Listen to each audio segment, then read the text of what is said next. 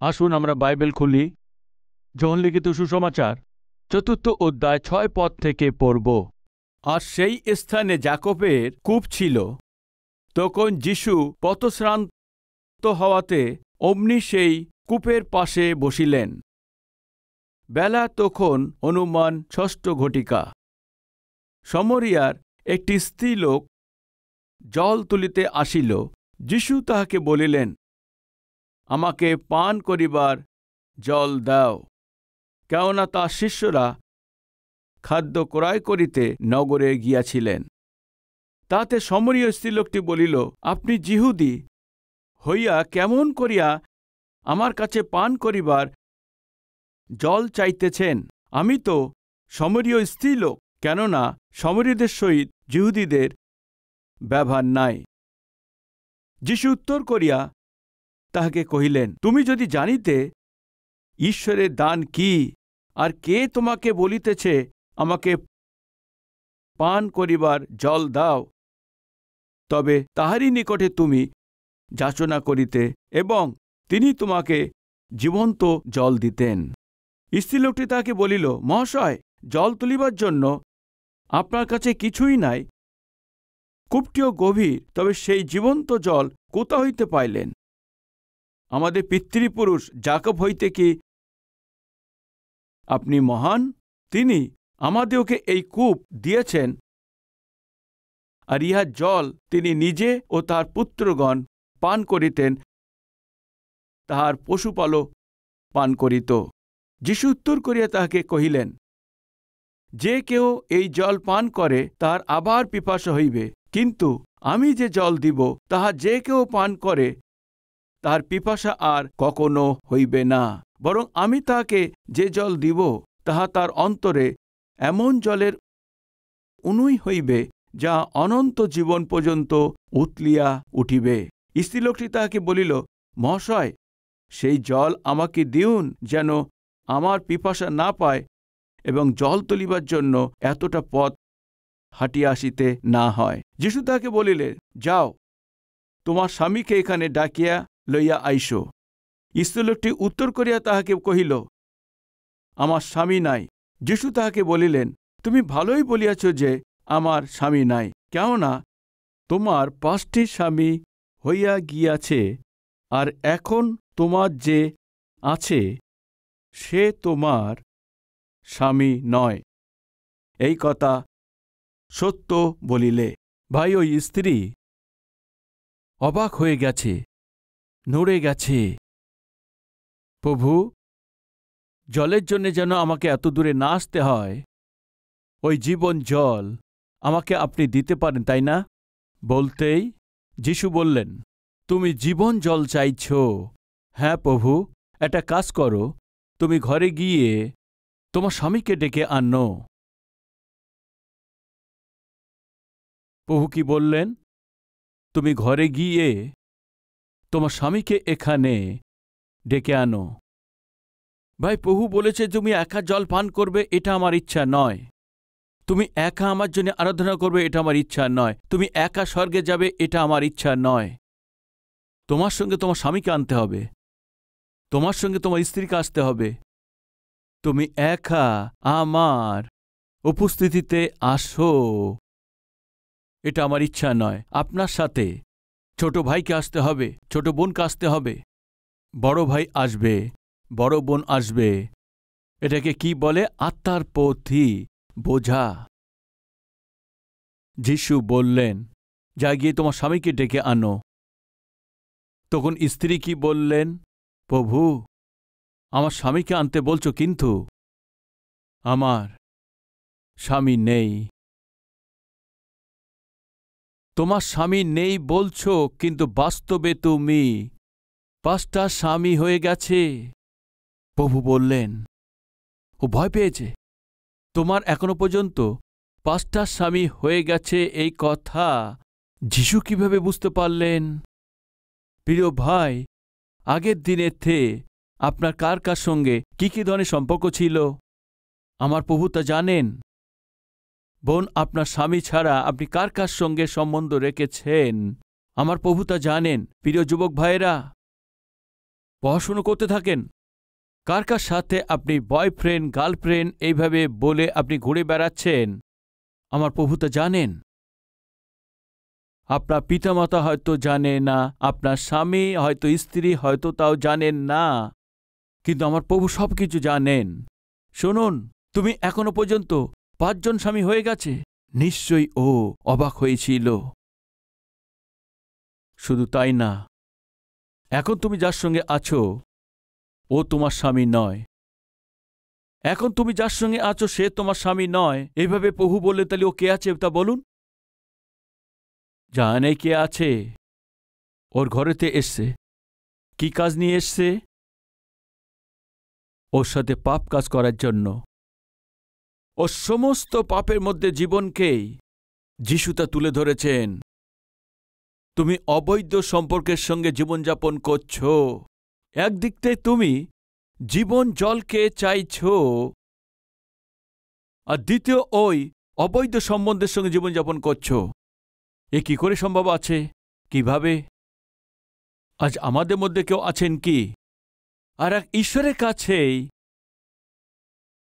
আশীর্বাদকে চাইছেন, অর্থনৈতিক মজবুতকে চাইছেন, স্বাস্থ্যকে চাইছেন, আত্মিকতাকে চাইছেন, সমস্ত প্রয়োজন যেন পূর্ণ হয় আশা করছেন, কিন্তু অন্যদিকে সমস্ত পাপময় কার্য করছেন। কিভাবে? তোমাকে হয়তো ওইটা ছেড়ে এইটা ধরতে হবে, না ওইটা ছেড়ে এইটা ধরতে হবে, কিন্তু তুমি তো জীবন জল চাইছ আর অন্যদিকে এই পাপী ব্যক্তিকে ঘরের মধ্যে রেখেছ। কিভাবে হবে? ওই স্ত্রী যিশুকে দেখে প্রভু প্রভু তুমি নিশ্চয়ই একজন ভাওবাদী আছো এভাবে বলেছিল ভাই। তখন ওই স্ত্রী প্রভু প্রভু তুমি তুমি আমি বুঝতে পারছি ভাওবাদী আছেন। আরে সমস্ত ব্যবস্থা পড়ে শিক্ষা দেন যিনি, ফরিসি লোকেরা যীশুখ্রিস্ট ভাওবাদী আছেন জানতে পারেনি। ব্যবস্থাকে যারা শিক্ষা দেন এই ব্যবস্থার লোকেরা যীশুখ্রিস্ট ভাওবাদী আছেন বুঝতে পারেনি। শাস্ত্রীয় সদ্দুকীয় লোকেরা এরা জানতে পারেনি। যখন এই তার পাপকেই প্রভু প্রকাশ করেছেন, ও জীবনে যে পাপময় কার্য করছিলেন যখন বাইরে প্রকাশ করেছেন, ওই ব্যভিচারিণী স্ত্রী, ওই সমরীয় স্ত্রী লোক কি বলেছে জানেন কি? প্রভু তুমি বলুন ভাওবাদী আছেন। আমার জীবনে কি ঘটেছে, আমার ঘরেতে কি হচ্ছে, অতীতে আমি কি করেছি, সব কিছু আপনি বলে দিয়েছেন। তুমি ঈশ্বরের ভাওবাদী আছেন এই সত্যকে, এই বাস্তবিকতাকে। ইসরায়েলের অনেক লোকরা তার সত্যকে বুঝতে পারেননি, কিন্তু এক পতিতালয় সমরীয় স্ত্রী জানতে পেরেছে। ভাই শুনুন, ও যে পাপের কলসি নিয়ে এসেছিল ওখানে রেখে দিয়েছেন। কি করেছেন দেখবেন, আসুন 28 পদেতে। তখন সে স্ত্রী লোকটি আপন কলসি ফেলিয়া রাখিয়া নগরে গেল, আর লোকদিকে কহিল, আইসো একটি মানুষকে দেখো, আমি যাহা কিছু করিয়াছি তিনি সকলেই আমাকে বলিয়া দিলেন। তিনি কি সেই খ্রিস্ট নহেন? খ্রিস্টীয় মানে অভিষিক্ত, মানে মনোনীত, মানে ঈশ্বরের পুত্র। আইসো একবার এসে দেখো তুমি। আমার জীবনে আমি যা কিছু করেছি ও সব স্পষ্টভাবে বলে দিয়েছেন। নিশ্চয়ই ইনি খ্রিস্ট আছেন, ঈশ্বরের পুত্র আছেন, মসিহ আছেন। আইসো, তোমাদেরও জীবন ঠিক হয়ে যাবে, তোমারও জীবন ঠিক হয়ে যাবে। আসো। ভাইয়ে কে ছিলেন? স্বামীকে পাল্টিয়েছেন, স্বামীকে পাল্টিয়েছেন, স্বামীকে পাল্টিয়েছেন, 5টা স্বামী পাল্টিয়েছেন। ওদের সবকিছু ছেড়ে দিয়ে এখনো কারোর সঙ্গেই ঘরেতে আছে। এভাবে স্বামীকে পাল্টানো, পুরুষকে পাল্টানো, এই যে স্ত্রী, সমাজে কোনো সম্মান আছে কি বলুন? এমন স্ত্রী কথা খেয়েও শুনবে কি, ধ্যান দেবে কি? আরে তুমি যাও, কি শোনাবে তুমি আমাদেরকে? ভালো সুসংবাদ শোনাবেন কি? কি বলবে কি? সকালে উঠতে পাপময় কার্য করেন, সকাল হতেই কারো না কারো তুমি ঠকিয়ে থাকো, তোমার নিজের সঙ্গে ডাকো এবং নিজের কাছে ডেকে নিয়ে চলো। পাপী স্ত্রী, তুমি কি বলবে ঈশ্বরের বিষয়ে? তুমি কি বলবে এখানে? যাও এখান থেকে। বলবেন কি না তা বলুন, নিশ্চয়ই বলবেন। ওই স্ত্রী কিভাবে বলেছেন তা জানা নেই, কিন্তু পুরো সমরীয় নগর বাইরে চলে এসছিল, বাইরে সবাই চলে এসছে। দেখবেন, আসুন ৩৯ পদেতে, সেই নগরের সমরিয়া অনেককে সেই স্ত্রী লোকটি যে সাক্ষ্য দিয়েছিলেন, আমি যাহা কিছু করিয়াছি তিনি আমাকে সকলে বলিয়া দিলেন, তারা এই কথায় প্রযুক্ত তাহাকে বিশ্বাস করিল। এক পতিতা, এক পাপী স্ত্রী, যখন ও খ্রিস্টের সঙ্গে দেখা করেছেন, যখন ও এই জগতে পরিত্রাতাকে দেখেছেন, যিনি ও সমস্ত পাপকে প্রকাশ করেছেন, ওই খ্রিস্টকে দেখেছেন, পাপের এই কলুষী খেয়ে ছেড়ে দিয়েছেন, সোজা সমরীয় নগরীতে গিয়েছে। যীশু খ্রিস্ট কেবল আমারই পরিত্রাতা তা নয়, আমাদের নগরে সমস্ত যা বসবাস করে প্রত্যেকের পরিত্রাতা আছেন, পরিত্রাতা হবেন। ও সত্যি এই খ্রিস্টকে জানতে পেরেছেন, এই জন্য প্রভু যে দিয়েছেন সেই ক্ষমাকেও পেয়ে গেছেন। এই জন্য ও জগতের পরিত্রাতা আছে, ঈশ্বরের পুত্র আছে, বিশ্বাস করেছে। এই জন্য ও হৃদয়তে এসছেন ওই অদ্ভুত আত্মার আনন্দ এবং পরিত্রাণের আনন্দকে অনুভব করেছেন। এই জন্য একা আনন্দে লাফিয়ে ঘরেতে ফিরেননি প্রিয় ভাই, গিয়ে সমস্ত নগরের লোকদেরকে সঙ্গে নিয়ে এসছেন। ও যে দিয়েছে এই সাক্ষ্যের জন্যই। ও কি দিয়েছে আমি জিজ্ঞেস করছি? কতদিন হয়ে গেছে আপনি সাক্ষ্য দিয়েছেন? হ্যালো, আপনার বিষয়ে, আপনার জীবনের বিষয়ে, আপনার জীবনে যে ঈশ্বর যা করেছেন অদ্ভুত কার্যের বিষয়ে সাক্ষ্য দিয়েছেন। কতদিন হয়ে গেছে আমি জিজ্ঞেস করছি? আপনার বিষয়েতে, আপনার জীবনে যিশু যে ঠিক করে দিয়েছেন সেটা সাক্ষ্য দিয়েছেন। কতদিন হয়ে গেছে? ওই সামরীয় স্ত্রী, ও জীবন যে ঠিক করে দিয়েছে, ওকে যে ঠিক করেছেন, যীশু খ্রিস্টর বিষয়কেই দ্রুতই দ্রুতই গিয়ে সাক্ষ্য দিয়েছেন। ভাই, আমি 91-এ হায়দ্রাবাদ এসেছিলাম, একটি ছোট ঘর নিয়েছিলাম। প্রতিবেশীর সঙ্গে একটি ছেলের সঙ্গে পরিচয় হয়েছিল। ও আমি যে বাইবেল পড়তাম, প্রার্থনার জন্য সে লক্ষ্য করতেন। আমার নাম মসিহতে নেই, এই জন্যে ও বুঝতে পেরেছে যে আমি তা খ্রিস্টান নই। কিন্তু ও ভাবতে শুরু করলেন ধর্মকে পাল্টে ফেলেছেন, এটাও ভাবতে শুরু করলেন। একদিন আমার সঙ্গে কথা বলতে থেকেই আমাকে বললেন, তুমি দেশ ধরেই আছো। কি ধরেই আছি? তুমি দেশ ধরেই আছো, এভাবে বললেন। আমি বললাম, কেন তুমি এমনভাবে বলছো? নয়তো কি? তোমার ধর্ম কি আছে বলো? তোমার ধর্ম কি? আজকে তুমি কোন ধর্মকে মানছ? তোমার আসল ধর্মকে ছেড়ে দিয়ে ওই আমেরিকাদের ধর্মকেই, ওই ইংল্যান্ডের ধর্মকেই এবং সাদা সেই ধর্মকে গ্রহণ করেছ। তুমি দেশ ধরেই আছো। তুমি মায়ের দুধ পান করে ওকেই তুমি লাথি মারো, এমন লোক আছো।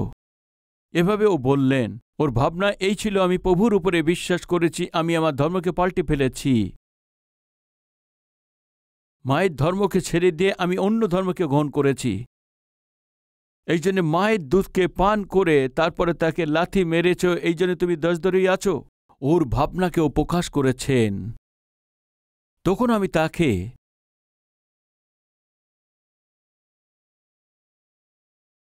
বললাম, আমি যেটা বলছি একটু মন দিয়ে শোনো। এরপরে তুমি বলবে তুমি দেশ ধরে আছো কি নেই। কি বলবো আর? কিছু না। একটু কল্পনা করুন, আমার দুটি মা আছে। একজন যে আমাকে জন্ম দিয়েছেন, আর একজন যে আমাকে পালন করেছেন। এই দুজনেই আমার এক ঘরেতেই লালন পালন করছেন। যে জন্ম দিয়েছে সেই মা, আর যার সন্তান নেই সে আমাকে পালন করছেন। আমাদের ঘর সেই জঙ্গলের পাশেই আছে। একদিন আমি ঘরের বাইরে গিয়ে খেলা করছিলাম। হঠাৎই একটি সিংহ জঙ্গল থেকে বেরিয়ে এসে আমার উপর আক্রমণ করেছেন। এক মা এসে বলছে, বাবু, সিংহ আসছে, ভিতরে আসো, জোরে জোরে চিৎকার করেছেন। আর দ্বিতীয় মা ওই সিংহ আসছে দেখে একদম তার সম্মুখে আমাকে জোর করে আমাকে কোলের মধ্যে নিয়ে ভিতরে নিয়ে আসার চেষ্টা করেছেন। ইতিমধ্যেই ওই সিংহ এসে ওই মায়ের উপরে আক্রমণ করে মেরে ফেলেছেন। ওই মা আমার রক্ষা করার প্রক্রিয়াতে তার প্রাণ হারিয়েছেন। তুমি এখন বলো, এই দুজন মায়ের মধ্যেই জন্ম দেওয়ার মা কে আছেন? আমি এইভাবে জিজ্ঞেস করি। তখন উনি বললেন, আপনার জন্য যিনি প্রাণ দিয়েছেন উনি আপনাকে জন্ম দেওয়ার মা আছেন বললেন। এই জন্য আমি তাকে বললাম, এই জন্যই আমি আমার যীশুখ্রিস্টের উপরে আমি বিশ্বাস করেছি। এইভাবে বললাম, এ কি আছে? এই স্টোরির সাথে আপনি যিশুকে ঢুকিয়ে দিচ্ছেন। আপনিই বললেন না যে প্রাণ দিয়েছেন, ওই তো জন্ম দেওয়ার মা আছে। আমার জন্য প্রাণ দিয়েছেন, এই জন্যে ও আমার পরম পিতা হয়ে গেছে। তার জীবন দেওয়া মানে কি? বসুন বলছি। ওকে বসিয়েছেন। যীশুখ্রিস্টের জগতে কেন এসছেন? কাদের জন্য এসছেন? পাপময় মানুষকে কত প্রেম করেছেন। যে মানুষকে ইনি প্রেম করেছেন, ওই প্রেমিক মানুষদের জন্যে কিভাবে তার প্রাণকে কুশে বলি দিয়েছেন আর মারা গেছেন। এরপরে উনি ঈশ্বর আছেন, এই জন্য মৃত্যুকে জয় করে জীবিত উঠেছেন, স্বর্গে গেছেন। আর যে কেউ প্রভুর উপরে বিশ্বাস করবে প্রত্যেকেই কিভাবে তার সঙ্গে স্বর্গে নিয়ে যাবেন। ওই ছেলেটির সঙ্গে আমার সেই সাক্ষ্য, আমার প্রভুর সাক্ষ্য যখন আমি বলেছি, 15 মিনিট পরে ওই ছেলেটি আমার সাথে হাঁটুতে এসে প্রার্থনা করেছেন। প্রিয় ভাই ও বোনেরা, আমি জিজ্ঞেস করছি, কতদিন হয়ে গেছে যিশু আপনার জীবনে যে অনুগ্রহ করেছেন, ওই পরিত্রাণের বিষয়ে বলেছেন। আপনার জীবনে যে অদ্ভুত কার্য করেছেন সেটা আপনি বলেছেন। আপনি শারীরিকভাবে যে সুস্থতা পেয়েছেন সেটা বলেছেন। আপনার চাকরি বিষয়ে যে অদ্ভুত কার্য করেছেন বলেছেন। এর কতদিন হয়ে গেছে? তোমরা জেরুসালেমেতে অপেক্ষা করো, আর যখন তোমার উপরে পবিত্র আত্মা তোমাদের উপরে আসবে, তোমরা আমার সাক্ষী হবে। ভাই, যদি ঈশ্বরের আত্মা আপনার মধ্যে আছেন তো আপনি চুপচাপ থাকবেন, এটা সম্ভব নয়। ওই সমরীয় স্ত্রী যেভাবে কাপড় পাল্টান, যেভাবে তার স্বামীকে পাল্টাতেন এক স্ত্রী, পাপী স্ত্রী, ও জীবনে যীশু খ্রিস্ট যখন পরিবর্তনকে নিয়ে এসছেন, ও জীবন যখন সংশোধন হয়ে গেছে, তখন তার প্রাক্তন পাপময় জীবনকে ছেড়ে দিয়েছেন। ও চুপচাপ থাকতে পারেননি। ওই পাপী স্ত্রীকেই এই মহান ঈশ্বর ঠিক করে দিয়েছেন, জীবনে পরিবর্তন নিয়ে এসছেন।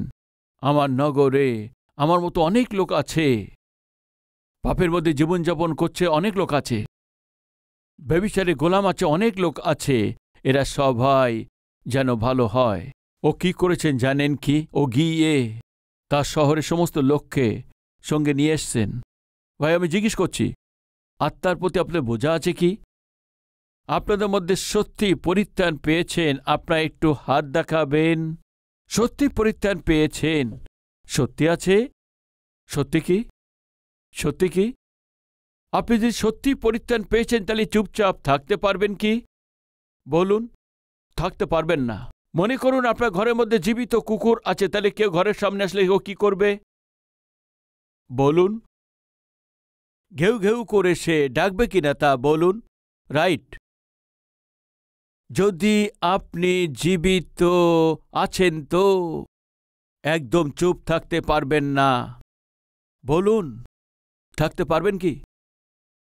প্রাণবিহীন, আত্মাবিহীন, উদ্ধারবিহীন এক সাধারণ নামধারী খ্রিস্টেও থাকেন তো তাহলে আপনি মৃত্যুপ্রায় আছেন। মৃত কুকুরের সমান। আপনি ডাকবেন না, ব্যাস এমনই থাকবেন। চার্চে যাবেন, বসে যাবেন, আবার ঘরে ফিরে আসবেন, আবার বসে থাকবেন। রবিবার আসলে কেন গো, চার্চের টাইম হয়ে গেছে, চলো, ব্যাস আবার ঘরে যাবেন, ব্যাস। আমি জিজ্ঞেস করছি, কিছুক্ষণ আগে আপনার সবাই হাত দেখেছেন, পরিত্রাণ পেয়েছেন। যদি আপনি পরিত্রাণ পেয়েছেন তো তাহলে সমীরের স্ত্রী কি করেছেন? ও চুপ থাকতে পারেনি ভাই, ও তার সমস্ত নগরকেই প্রভুর উপস্থিতিকে নিয়ে এসছেন। আপনি কতজনকে নিয়ে এসছেন? আপনার ঘরের মধ্যে নষ্ট হচ্ছে অনেক লোক আছে, আপনার আত্মীয়ের মধ্যে অনেক লোকেরা নষ্ট হচ্ছে, অনেক লোক আছে। জোরপূর্বক কারোকে তুমি ধর্ম পরিবর্তন করো, যীশুখ্রিস্ট কাউকে বলেননি। জোরপূর্বক ধর্ম পরিবর্তন করো এমন কাজকে, এমন এই সেবা কাজকে কাউকে দেননি। আর উপর দিয়ে এই ধর্ম পরিবর্তনকে প্রভু যীশুখ্রিস্ট একদমই তা স্বীকার করেননি। কিন্তু যীশুখ্রিস্ট কি বলেছেন? কি সমস্ত সংসারে গিয়ে সমস্ত জগৎকে বলো, আমি মানুষকে জীবনে চাই প্রেম করেছি। মানুষ যে সমস্ত ধরনের পাপ করেছেন তার যে দণ্ড পাবে সবকিছু আমি নিজের উপর নিয়ে নিয়েছি। যে কেউ আমার উপরে বিশ্বাস করবে ও বিনষ্ট হবে না, ও নরকেতে যাবে না, ও স্বর্গতে পৌঁছাবে। আমার প্রতি যারা বিশ্বাস করবে ওদের প্রত্যেককেই আমি স্বর্গে নিয়ে যাব। এই সত্যকেই, এই ভালোবাসা সুসংবাদকে সংসারে তুমি প্রচার করো বলেছেন। ওই আছে এই যে সতীশ কুমার পিছনে ৩০ বছর ধরে করছেন। আমি জিজ্ঞেস করছি, কতদিন হয়ে গেছে? আপনার পরিবারের লোকদেরকে চার্চে নিয়ে গিয়েছেন? কতদিন হয়ে গেছে? আপনার আত্মীয়ের মধ্যে যারা নেশাভান করে, যারা ব্যভিচার আছে, যে কেউ হোক, কাউকে প্রভুর সম্মুখে নিয়ে এসছেন, সেটা কতদিন হয়ে গেছে? ওই পাপী স্ত্রী যখন ও ভালো হয়ে গেছে, ও চুপ থাকতে পারেননি। কি করেছেন জানেন কি? তার পুরো শহরকেই যিশুর কাছে নিয়ে এসছেন। এরপরে কি হয়েছে দেখবেন 40 পদেতে। অতএব সেই সমরিয়া যখন তার নিকটে আসিল, তখন তাকে বিনতি করিল যেন তিনি তাহাদের কাছে অবস্থিত করেন। তাহাতে তিনি 2 দিবস সেখানে অবস্থিত করিলেন। তখন আরও অনেক লোক তাহার বাক্যপযুক্ত বিশ্বাস করিল। আর তাহারা সেই স্ত্রীলোককে কহিল, এখন যে আমরা বিশ্বাস করিতেছি সে আর তোমার কথা প্রযুক্ত নয়, কেননা আমরা আপনারা শুনিয়াছেন, জানিতে পারিয়াছি যে ইনি সতই জগতের ত্রাণকর্তা। আছে ভাই, সমস্ত নগরের লোকদের দ্বারায় যীশু খ্রিস্ট যে সত্য ত্রাণকর্তা আছেন। ওই স্ত্রী বলেছেন কত অদ্ভুতভাবে ওই আত্মাগুলোকে নিয়ে এসছেন। আমি জিজ্ঞেস করছি, এই বোঝা আপনার মধ্যে আছে কি? প্রথম, আপনার আমার জীবনে যে বোঝা থাকতে হবে, প্রার্থনার বোঝা। ভাই, সবচেয়ে প্রথমে আপনার জন্য, আপনার পরিবারের জন্য, আর ঈশ্বর যে আপনাকে যে সেবা কাজ দিয়েছেন আত্মীয়দের জন্য, আর যারা সে পাপের মধ্যে জীবনযাপন করছেন, যাদেরকে আমরা জানি, তাদের সবার জন্য, তাদের সবার জন্য প্রার্থনা করার জন্যে দায়িত্ব আপনার মধ্যে আছে। দ্বিতীয়, সত্যি আপনি পরিত্রাণ পেয়েছেন তো? তাহলে পরিত্রাণ পেয়েছেন যে আপনি পরিত্রাতার বিষয়ে আপনি না বলে চুপ থাকা, এইভাবে থাকার অনুমতি একদমই তা নেই। আপনি চুপ হয়ে আছেন তো তাহলে পরিত্রাণবিহীন এক নামধারী মৃত ব্যক্তি আছেন। একথাকে ভুলবেন না, মনে রাখুন। সত্যি যদি আপনি যীশু খ্রিস্টকে পরিত্রাতা গ্রহণ করেছেন তো আপনি চুপ থাকা সম্ভব তা নয়। আমি জিজ্ঞেস করছি, আপনার মধ্যে বোঝা আছে কি নেই? আমাদের উপর দায়িত্ব আছে কি নেই? যে লোকরা নষ্ট হচ্ছে, আমাদের পরিত্রাতার কাছে নিয়ে আসা আমাদের দায়িত্ব আছে। আমাদের দায়িত্ব আছে। বিশ্বাস যারা করছেন, আমরা হাঁটুতে এসে আমার সাথে প্রার্থনা করবেন।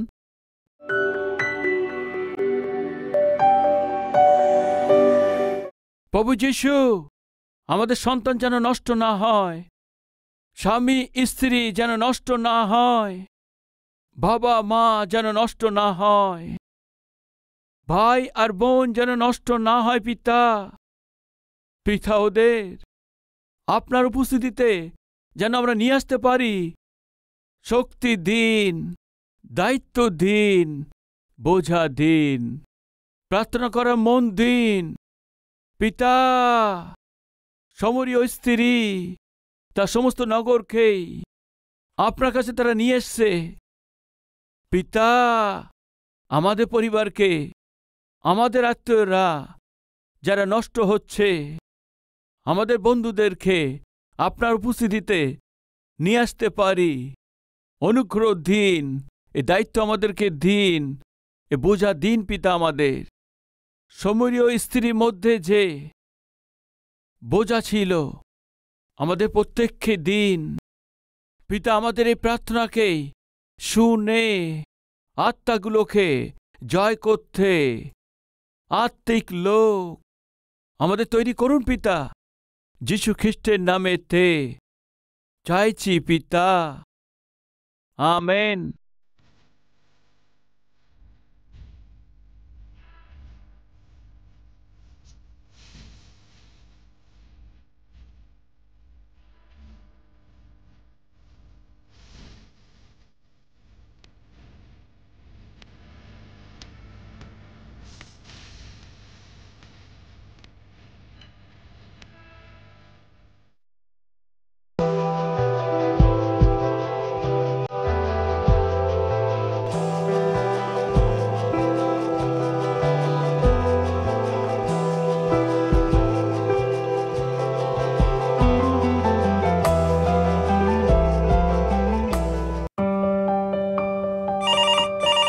শালোম।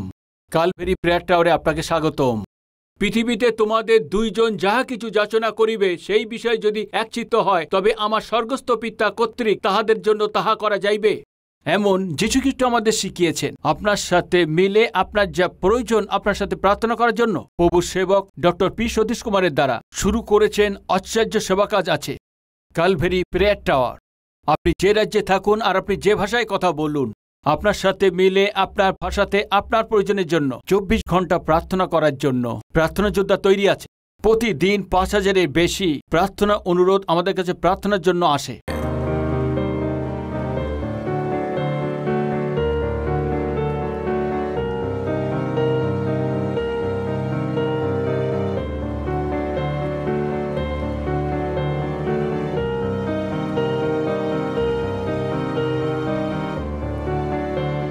প্রভুর সেবক প্রার্থনা করেন, প্রার্থনা যোদ্ধা প্রার্থনা করেন, পুরো মণ্ডলী মিলে প্রার্থনা করে থাকেন। প্রভু আশ্চর্য কাজ করছেন। আজ যদি আপনার প্রার্থনা প্রয়োজন থাকে, স্ক্রিনে দেখতে পাচ্ছেন ওই নাম্বারে আপনি কল করুন।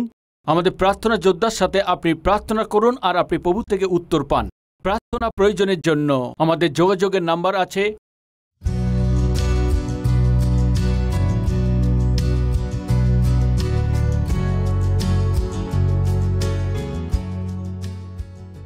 আমাদের ঠিকানা Calvary, post box number 30, Kukatpally, Hyderabad 72, Telangana.